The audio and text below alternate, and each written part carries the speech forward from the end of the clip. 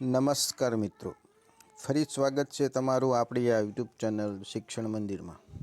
મિત્રો, સરકાર દ્વારા 24,700ની શિક્ષકોની કાયમી ભરતીની જાહેરાત કરી છે।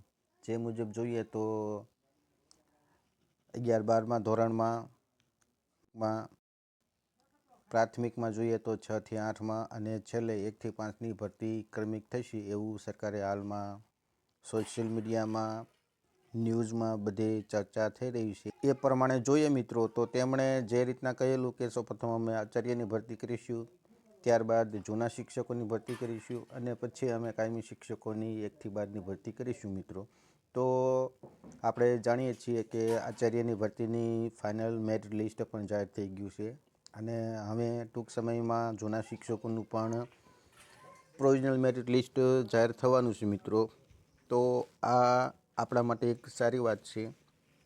તો મિત્રો, આજના વિડીયોમાં આપણે જે કાંઈ ભૂતકાળમાં ટેટ પરીક્ષા લેવાની હતી તેમાં સામાજિક વિજ્ઞાન વિષયમાં કેટલા ઉમેદવારો પાસ થયેલા હતા, કુલ કેટલી સંખ્યા હતી, કઈ કેટેગરીમાં કેટલા ઉમેદવારો પાસ થયા હતા અને ભરતીમાં કેટેગરી વાઇઝ કેટલું મેરિટ કટ ઓફ રહેલું તેના વિશે મિત્રો આજના વિડીયો દ્વારા તમને થોડીક માહિતી આપવાની છે। ભૂતકાળમાં જે કાંઈ આ પરીક્ષાઓ લેવાની હતી અને જે રીતના ભરતી થયેલી તે ભરતીમાં કેટલું કટ ઓફ મેરિટ રહેલું સામાજિક વિજ્ઞાનમાં તેના આધારે આપણે હાલમાં વર્તમાનમાં જે કાંઈ વિદ્યા સહાયક ભરતી થવાની છે તેમાં સામાજિક વિજ્ઞાનમાં કેવું મેરિટ રહેશે એ આપને એક અંદાજ મળે મિત્રો, એ માટે આ વિડીયો ખાસ બનાવ્યો હતો। તો મિત્રો, વિડીયોની શરૂઆત કરીએ તે પહેલાં જો આ ચેનલમાં હજુ સુધી જોડાયેલા ના હોય તો ચેનલમાં જોડાઈ દેજો મિત્રો।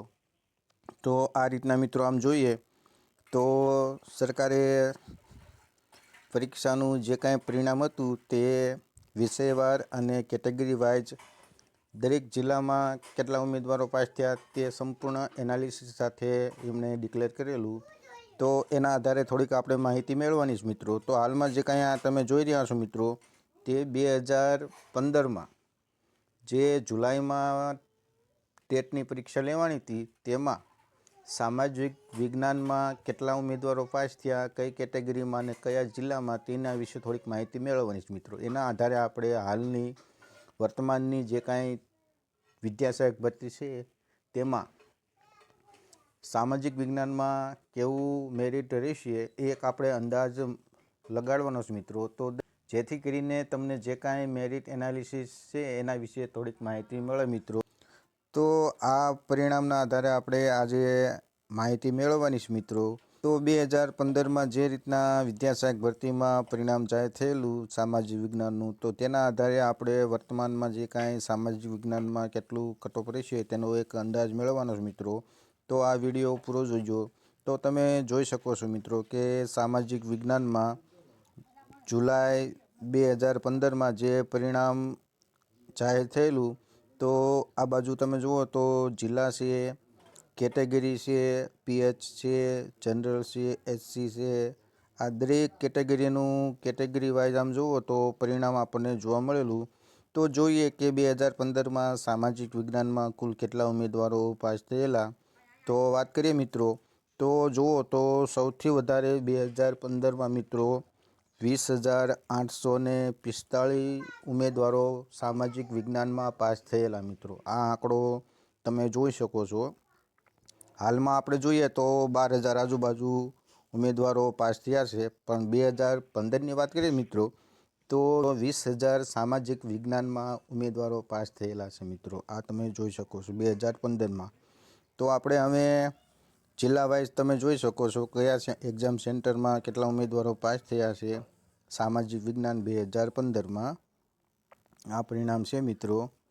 તો હવે આપણે જો પાસ થયેલા ઉમેદવારોની વાત કરીએ મિત્રો તો 20,000 ઉમેદવારો પાસ થયા હતા અને હાલમાં આપણે આમ જુઓ તો 12,000થી વધારે ઉમેદવારો હાલમાં 2023માં ઉમેદવારો સામાજિક વિજ્ઞાનમાં પાસ થયા છે મિત્રો।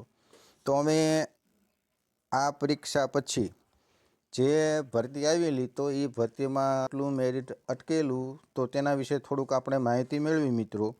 તો આમ જોઈએ તો આ પરીક્ષા પછી જુઓ તો સામાજિક વિજ્ઞાનમાં જનરલમાં જોઈએ તો 72 આસપાસ અટકેલું, અને એસસીબીસીમાં વાત કરીએ તો 71 આજુબાજુ કાંઈક અટકેલું મિત્રો. ચોક્કસ મને ખ્યાલ નથી કે કેટલું અટકેલું, પણ ટૂંકમાં 71-72 મેરિટ અટકેલું મિત્રો. હવે આપણે આ જ્યારે 2017માં ભરતી આવેલી 5000થી વધારે જગ્યામાં ભરતી થયેલી, તો એમાં વાત કરીએ મિત્રો તો સામાજિક વિજ્ઞાનની વાત કરીએ તો 1400 આસપાસ જગ્યા આપણે એસએસની હતી મિત્રો. હવે નથી કોઈ ક્રમિક ભરતી કે 11-12ની કે 9-10ની કોઈ ભરતી હતી નહીં, માત્ર વિદ્યા સહાયક ભરતી હતી મિત્રો. 1400ની સામાજિક વિજ્ઞાનમાં જગ્યા હતી. તો પણ તમે જુઓ તો 71-72 કેટેગરીમાં અટકેલું બધી. અને જો બીજી આપણે પીએચની વાત કરો, માજી સૈનિકની કરો, તો તે 65થી આજુબાજુ કંઈક મેરિટ અટકેલું મિત્રો. એટલે આમ જોઈએ તો હાલમાં આપણે એક અંદાજ લગાડીએ કે હાલમાં ભરતી જે ચાલી રહી છે તે ક્રમિક ભરતી છે મિત્રો. અને તેમાં 11-12માં 9-10માં આ બધી ભરતીઓ થશે મિત્રો. અને તેના પછી આપણે 6થી 8માં ભરતી થવાની છે મિત્રો. 2015માં પરિણામ જાહેર થયું, તેમાં સામાજિક વિજ્ઞાનના 20,000થી પણ વધારે ઉમેદવારો પાસ થયેલા. અને જ્યારે 2016-17માં જે 5000ની ભરતી આવેલી, તેમાં 1400ની આસપાસ કાંઈક સામાજિક વિજ્ઞાનની જગ્યા જાહેર થયેલી મિત્રો, કુલ હતી જગ્યા. હવે એમાં જો મેરિટની વાત કરીએ મિત્રો તો જનરલમાં પણ આમ જુઓ તો 71-72 જનરલ હોય કે સામાજિક વિજ્ઞાનમાં એવું અટકેલું મિત્રો. તો હાલમાં એક આપણે અંદાજ સમજીએ કે 2023-24માં અત્યારે જે ભરતી ચાલી રહી છે, તો તે ભરતીમાં જોઈએ તો સામાજિક વિજ્ઞાનમાં 2000+ તો જગ્યા આવવાની છે મિત્રો. અને બીજું કે ક્રમિક ભરતી છે, એટલે ઘણા એવા ઉમેદવારો વિદ્યા સહાયકમાં ટેટ 2માં સામાજિક વિજ્ઞાનમાં સારું મેરિટ હશે, એ ઉમેદવારો 9-10માં અને 11-12માં સારું મેરિટ ધરાવતા હશે મિત્રો. તો એ ઉમેદવારો ઉપલા ધોરણમાં બધા સિલેક્શન થશે મિત્રો. તો આ 6થી 8માં સામાજિક વિજ્ઞાનમાં પણ મેરિટ નીચું જવાનું કારણ છે મિત્રો. તો બસ મિત્રો, આજના વિડીયોમાં આપણે એ જ સમજવાનું છે કે 2015માં પણ સૌથી વધારે સામાજિક વિજ્ઞાનમાં ઉમેદવારો 20,000થી વધારે ઉમેદવારો પાસ થયેલા હતા. તેમ છતાં જ્યારે 2016-17માં જે 1400ની સામાજિક વિજ્ઞાનની ભરતી આવી મિત્રો, ત્યારે 71-72 મેરિટ અટકેલું, અને કોઈ ક્રમિક ભરતી નહોતી, તેમ છતાં આટલું મેરિટ અટકેલું. તો હવે આપણે 2024માં ક્રમિક ભરતી છે, 2000થી વધારે જગ્યા આવવાની છે. તો તમે સમજી શકો છો કે મેરિટ કેટલું ડાઉન જશે મિત્રો.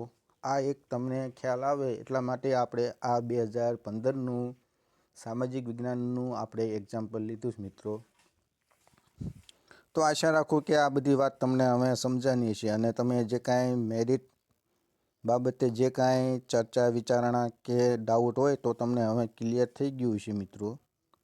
તો બસ મિત્રો, આવી જ રીતે આપણી ચેનલમાં જોડાયેલા રહીજો. આપણે જે કાંઈ ટેટાટને ભરતીની જે કાંઈ અપડેટ હોય મિત્રો, એ તમારા સુધી આવી જ રીતે વિડીયો દ્વારા પહોંચાડીશું મિત્રો.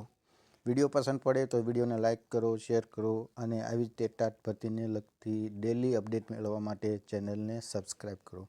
મળીએ નવા વિડીયોમાં નવી માહિતી સાથે. જય હિન્દ, જય ભારત મિત્રો.